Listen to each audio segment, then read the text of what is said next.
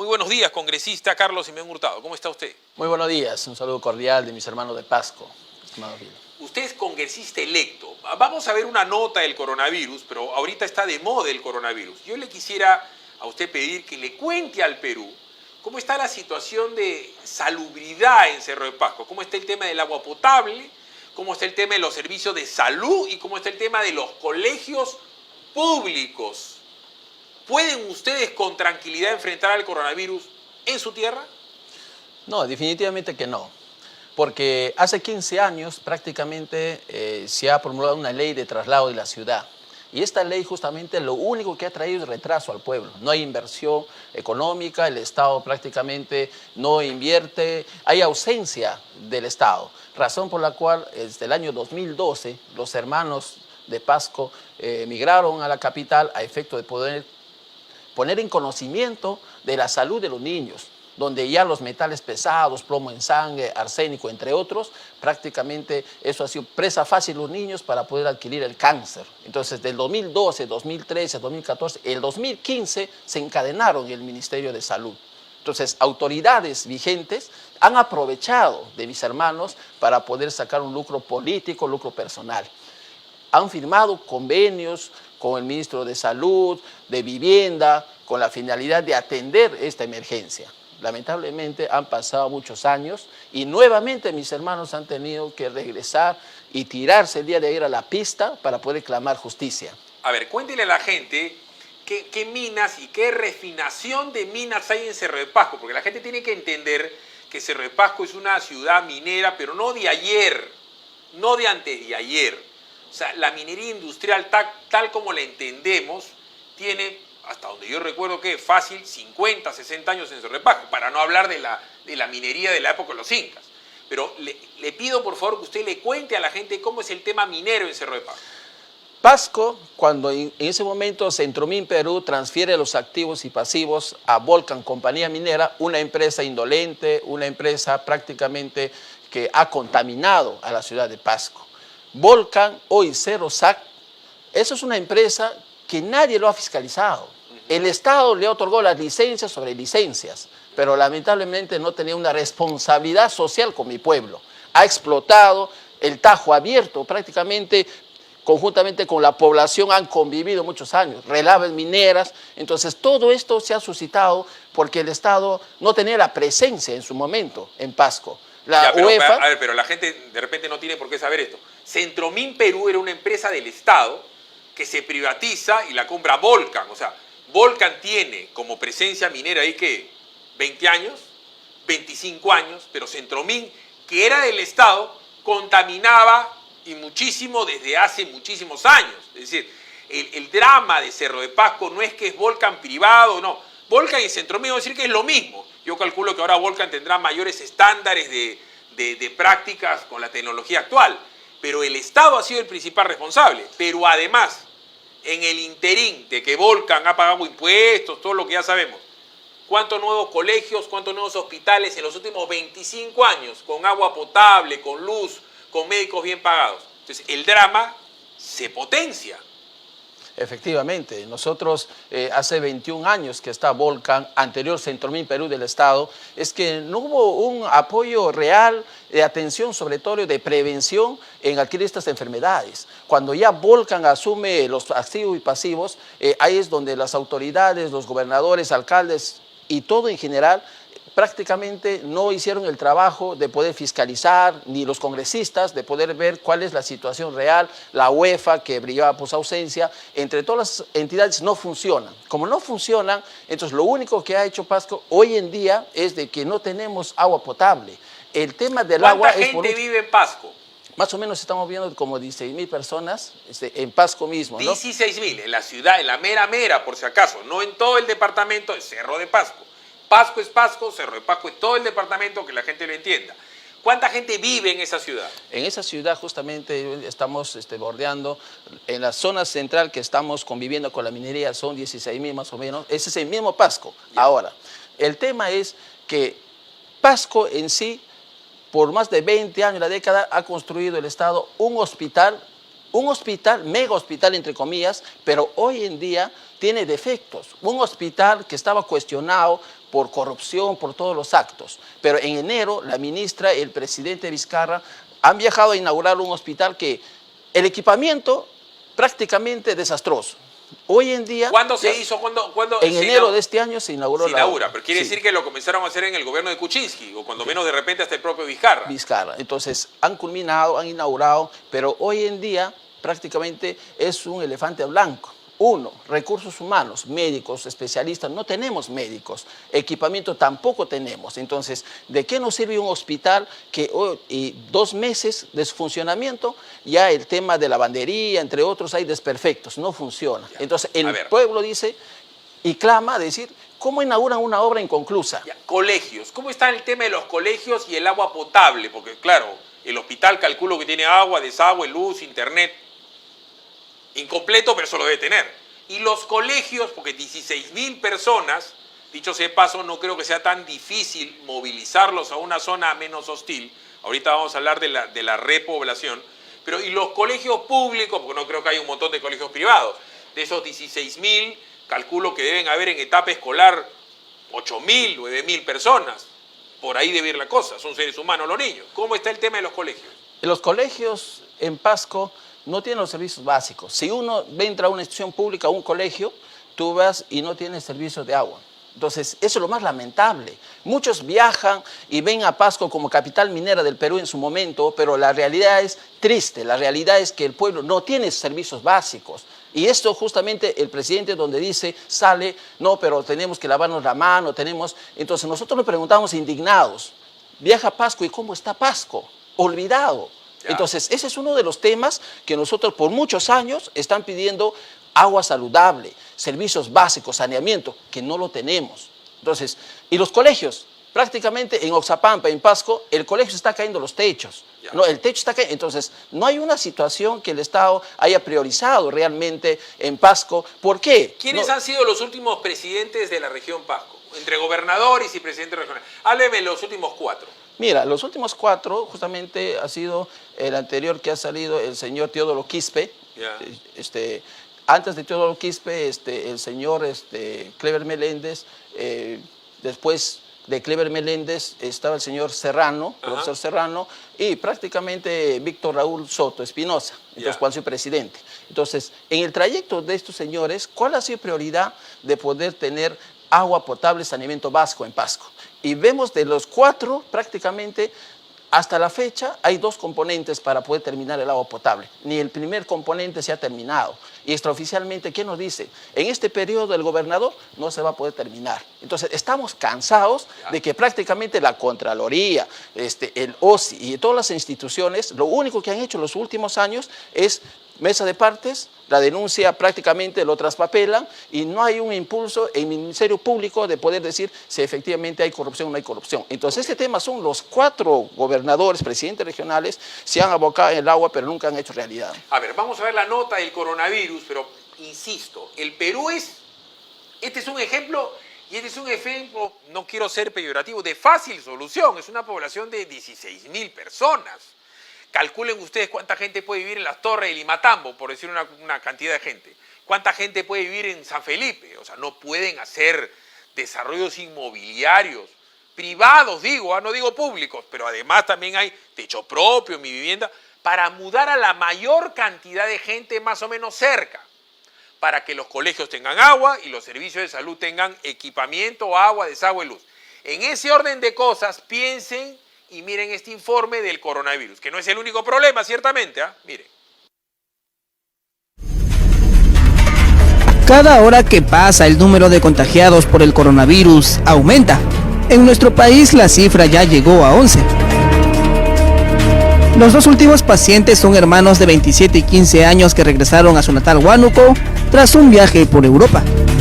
El virus también quiere llegar al Parlamento. Una funcionaria del Congreso de la República cuya identidad no se conoce, también está siendo evaluada para saber si tiene el virus o no. En la provincia de Huanta, en Ayacucho, el alcalde canceló todas las actividades que tenían en agenda para Semana Santa. Pero si unos se resignan, otros se resisten. En Chiclayo, un hombre de 57 años escapó para evitar la prueba del coronavirus. Los médicos fueron a buscarlo hasta su casa. Al inicio se negó, pero ante tanta insistencia aceptó someterse al análisis de descarte. En Europa las medidas de precaución son cada vez más radicales. Italia reportó 168 muertos por coronavirus en las últimas 24 horas y la cifra ya es de 631. Los casos positivos actuales son ya de 8.514 y 1.004 personas se han curado. Siendo Italia el país europeo con más contagiados, sus vecinos empiezan a cerrarles las fronteras. De momento es Eslovenia quien dio el primer paso. Francia, Arabia Saudí y los Emiratos Árabes Unidos han anulado cualquier vuelo con destino a Italia. En España, segundo país europeo con más casos, las acciones también son drásticas. Sus 1.695 casos de contagio y 36 fallecidos han obligado a que el Ayuntamiento de Madrid, ciudad con más casos, ordene el cierre durante 15 días de bibliotecas, centros culturales, polideportivos, colegios y universidades. Los supermercados lucen vacíos.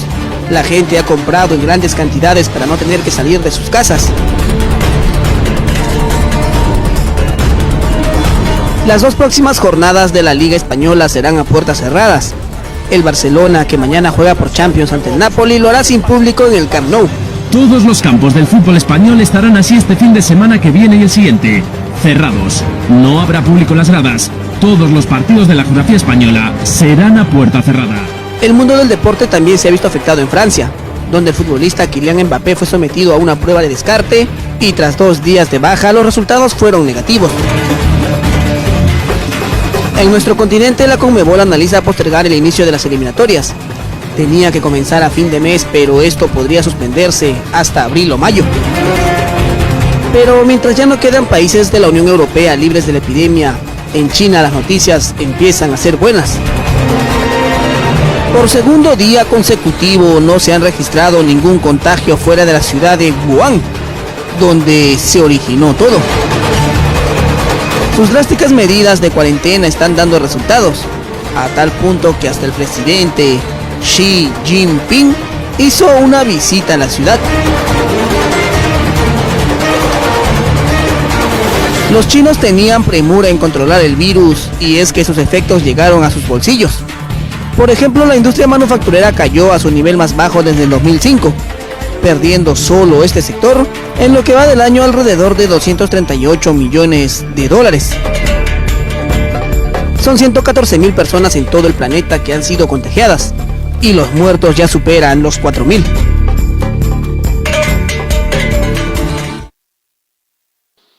A ver, son 8:44. Si así están las cosas en Europa, porque evidentemente Roma es la capital de Italia, pero está Turín, está Florencia, está Venecia, está...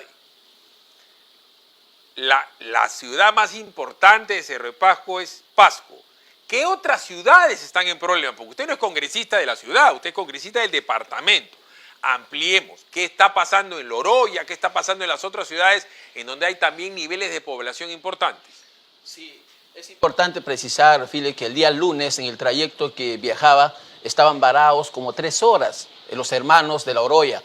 Y los hermanos de La Oroya tomaron la pista, la vía principal, porque el Estado, el gobierno, hace caso omiso, no le escucha sus reclamos. El Ministerio Público, frente a una denuncia de desaparición de 3 hermanos taxistas, 2 hermanos anteriormente ha encontrado muertos, entonces la seguridad ciudadana, como dice la política nacional, no funciona. Como no funciona, entonces los hermanos que hicieron el día lunes tomaron la vía. Bajé, conversé con ellos, me comprometí con ellos, me presenté y le dije que nosotros vamos a Lima, al Ministerio del Interior, a tomar las acciones de inmediatos para poder llevar tu voz de protesta, de decir, señores, en La Oroya, la policía no le quiere sentar la denuncia. El Ministerio Público no sigue su rol de investigar. Entonces, estos temas, la verdad es muy lamentable que las mamitas que están clamando que sus hijos han desaparecido y no hay una investigación seria, entonces, y eso ha hecho también de que estos hermanos tomen la vía. Entonces, eso también es un tema... Ese es el problema, pues, que tomar la vía es un delito. Sí, efectivamente, entonces, ¿no? Si toman la vía que porque contamina tal empresa, toman la vía. Si toman la vía porque el ministro de Salud no funciona y el hospital es una desgracia, te toman la pista al frente. Y toman la vía, entonces, En ese orden de cosas, porque los problemas están, usted no lo está inventando. Yo acabo de escuchar a Otto Gibovich, usted lo ha visto, su correligionario, decir que hay que esperar a que se hagan la junta preparatoria, que cada uno vaya a su determinada comisión y organizarse para ver cómo chequean los decretos de urgencia. No se sabe si solamente en una comisión o en varias comisiones. Todo indica en que van a ser en varias comisiones. Póngase a pensar que usted le toque la comisión de medio ambiente y la comisión de salud o la comisión de defensa. ¿Cómo usted le va a hacer caso a Raúl Díaz Canseco cuando dice demos el voto de confianza para después que el presidente cambie a los ministros? Si usted hace eso, congresista Simeón, usted va a regresar al León de Huánuco y lo van a querer fusilar, porque le va a decir, espérate un momentito, hiciste la finta, llegaste a Lima, cobraste tu gasto de instalación, te dieron tu oficina con aire acondicionado y diste la confianza a señores que no hacen bien su trabajo. Entonces la pregunta es, ¿primero dan la confianza o primero le exigen los cambios en el gabinete al presidente o que se vaya Ceballos? ¿Cuál es su visión? Mi visión personal, estimado Afile, es de que las cosas tienen que ser transparentes. Si nosotros vamos a estar frente a ministros cuestionados, con investigaciones preliminares, con acusaciones, prácticamente están contaminados. Y nosotros para poder iniciar una labor de congresista tenemos que tener las cosas claras. Nosotros no podemos decir te doy la confianza, después cambias. Primero las cosas tienen que arreglarse y el presidente tiene que arreglar su gabinete, tiene que arreglar sus ministros. Nosotros no podemos de alguna manera traicionar al pueblo. El pueblo desconfía de las autoridades, desconfía prácticamente de los políticos, pero nosotros tenemos un rol importante de recobrar esa fe en el pueblo que me ha elegido, en particular lo que es Pasco. Por ello es justamente importante, nosotros tenemos reuniones en bancada, pero mi posición de mí es que el presidente tiene que arreglar su casa primero, para poder nosotros analizar y evaluar el tema. Yo encuentro un orden lógico en lo que usted me dice. Sería absolutamente ilógico, por dar un ejemplo, si no solucionan el tema de la contaminación por plomo de estos chicos. No digo la contaminación de Cerro de Pasco, no quiero ser demagogo, eso es imposible que ningún ministro lo solucione en un mes, porque si decimos que es una cuestión que tiene 70 años. Pero en ese orden de cosas, el Frente Amplio habla más claro. El Frente Amplio dice, no vamos a dar la confianza. Pero el Frente Amplio le van a decir obstruccionista. ¿Qué pasa si Acción Popular le dice, mediante su vocero de bancada, que puede ser el señor Gibovich o sabe Dios quién, dicen que el presidente va a ser Merino, presidente de Acción Popular, presidente, perdón, del Congreso sería el congresista Merino de Acción Popular?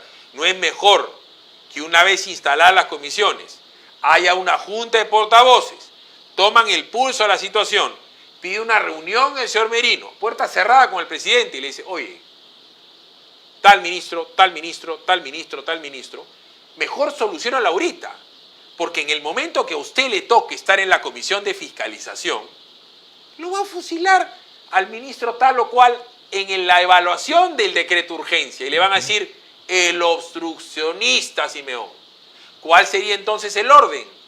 El orden es efectivamente exhortar y conversar con el señor presidente previamente a efecto de poder decir las cosas claras. Nosotros si estamos en una, pues, hipotéticamente la comisión de fiscalización, nosotros vamos a cumplir fielmente el trabajo y va a ser peor el tema, ¿no? El tema va a ser peor porque ahí sí el pueblo va a decir con justa razón, sí están haciendo su trabajo, pero el pueblo también va a decir son obstruccionistas referente al tema, están oponiéndose justamente a la gobernabilidad, pero eso no queremos, lo que queremos es, Fili, que el pueblo entienda de que nosotros como congresistas que estamos complementando queremos hacer bien el trabajo y para hacer bien el trabajo necesitamos previamente que las cosas sean claras y que el señor presidente evalúe justamente a sus ministros, porque yo no puedo avalar a unos ministros que están cuestionados, sea inocente o sea culpable, pero están cuestionados, están contaminados y con ellos no se puede avanzar. Okay, me quedó claro su posición. Ahora le pregunto, ¿usted es correligionario de Acción Popular o es invitado? Porque el 44% de todos sus congresistas, las del Congreso, perdón, son invitados. Primera pregunta, ¿usted es de la lista, está en el ROP de Acción Popular? Y yo soy Acción Populista hace 14 años, estoy en el ROP, estoy en el padrón. Como Acción Populista tengo un lineamiento político de Fernando Belaúnde. Por eso las cosas, cuando se dicen, las cosas tienen que ser claros, tienen que ser contundentes, sobre todo trabajar en beneficio del pueblo. Esa es mi visión, eso es lo que me ha encomendado mi pueblo de Pasco. ¿Cuál es su agenda? Me ha dado la coyuntura y me ha quedado clarísimo lo que usted me dice, congresista Simeón.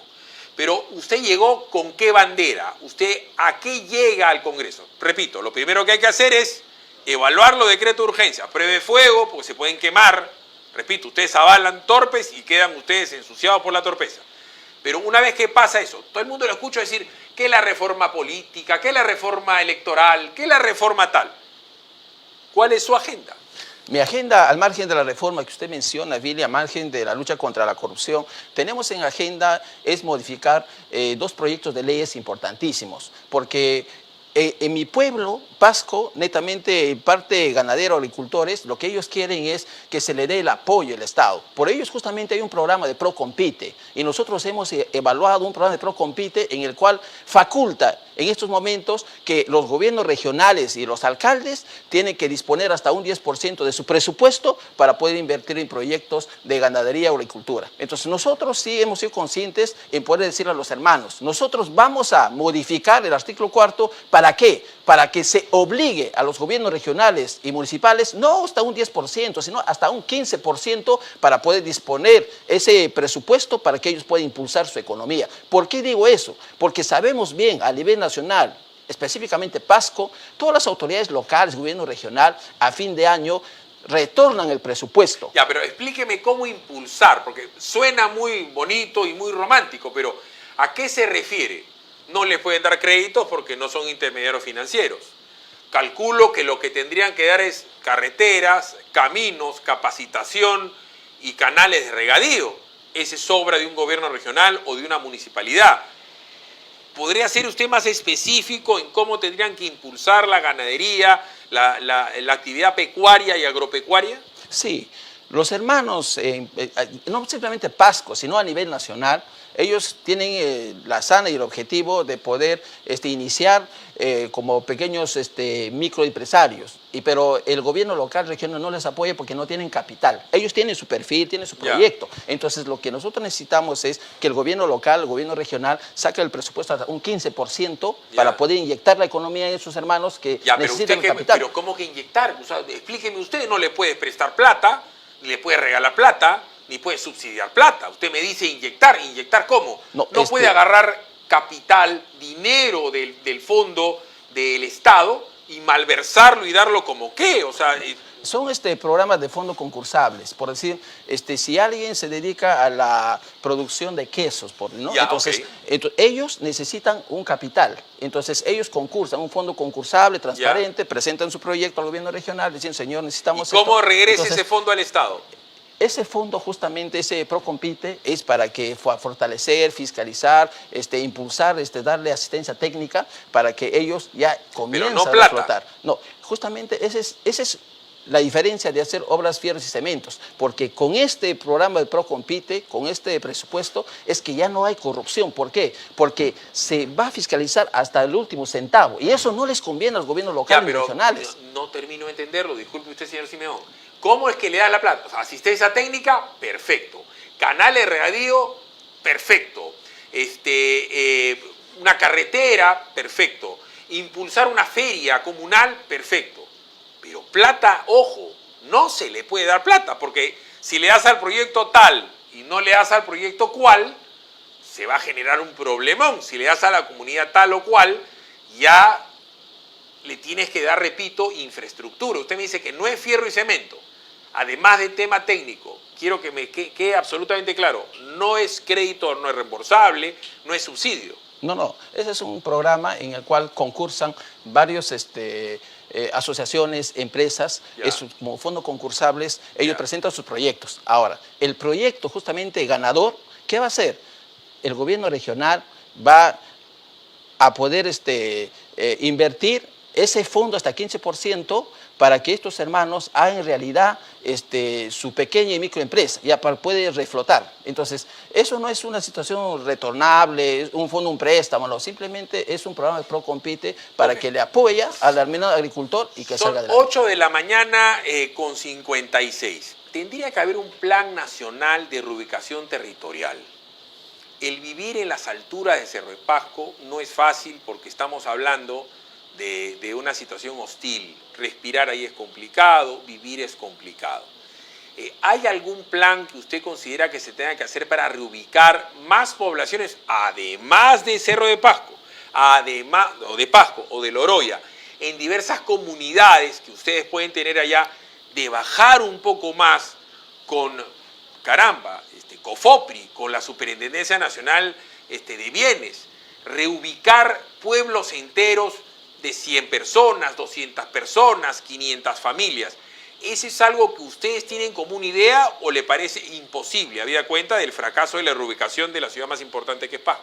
Sí, cuando hay voluntad, todo es posible realizar. La situación es de que, ejemplo, en Pasco, ¿por qué no ha funcionado este traslado con la ley 29.3 hace 15 años? Porque justamente cuando se ha formado la comisión multisectorial es que no han hecho el trabajo como debía haber sido. Porque ahí debía haber también ingresado lo que es la minera, que es responsable directo. Simplemente el Estado no es porque el Estado va a solucionar, sino también los componentes quienes han afectado esto. Entonces, si nosotros tenemos una política nacional de reubicación, pero ante todo debemos comprender, ver por la salud, primeramente la salud pública, ¿no? Tenemos que crear un Instituto Nacional de Desintoxicación para poder ver estos metales pesados, plomo en sangre, arsénico, entre otros. Y nuevamente, políticamente, se puede ya hacer la creación de un fondo intangible a efectos de que también se sume como un canon minero similar a eso, para que haya un fondo, y no estamos en este momento. El drama es que si esas poblaciones que son inhóspitas, cuando uno pasa por avión, comienza a ver pues algunos pueblitos, ¿no? Y dices, ¿cómo hace esta gente para vivir tan arriba? Tienes que ponerlos en una zona más accesible para poder ahí hacer una posta médica, un centro comunal, porque a la hora las distancias entre ellos son pequeñas, pero no puedes hacer un gran hospital en donde no hay gente, ni puedes hacer una posta médica en un sitio en donde no va a poder llegar a vivir el médico. Son 8 de la mañana con 58. Usted, ¿cuándo juramentan?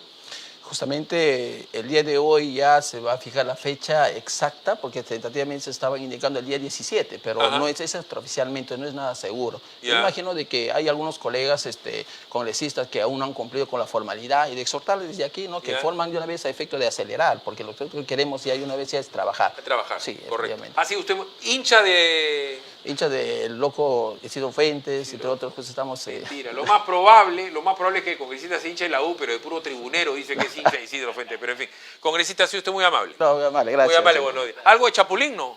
No, justamente que se asemeja el apellido. El apellido nada más. No niega a su tío, ¿ah? Hay que negar a la familia. No, claro. 8 de la mañana con 59, 9 de la mañana en punto. No se pierdan en la noche más sobre el coronavirus, más sobre la instalación del Congreso y muchísimo más también sobre el deporte. ¿Qué va a pasar con el deporte mundial como consecuencia de esta desgracia europea del coronavirus? 9 de la mañana, no se mueve de Huila. Bueno.